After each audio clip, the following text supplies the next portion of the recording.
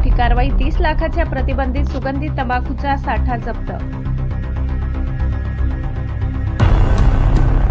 गुजरात राज्यातून महाराष्ट्रात बेकायदेशीरपणे वाहतूक केला जाणारा सुगंधित तंबाखूचा मोठा साठा विसरवाडी पोलिसांनी सिनेमॅटिक स्टाईलने सापळा रचून जप्त केला।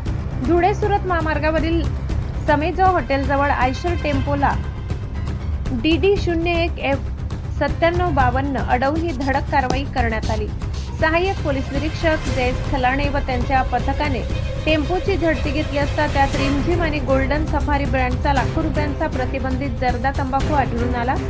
पोलिसांनी वाहनासह एकूण 30,40,000 रुपयाचा मुद्देमाल जप्त केला असून चालक सलीम खान बाबू खान राहणार बाडमेर याला ताब्यात घेतले। अन्न सुरक्षा अधिकारी सुरेंद्र डवले यांच्या फिर्यादीवरून विसरवाडी पोलीस ठाण्यात गुन्हा दाखल करण्यात आला असून या कारवाईमुळे तंबाखू माफियांचे धाबे दणाणले आहेत। ब्युरो रिपोर्ट विसरवाडी, प्रतिनिधी गणेश सोनवणे।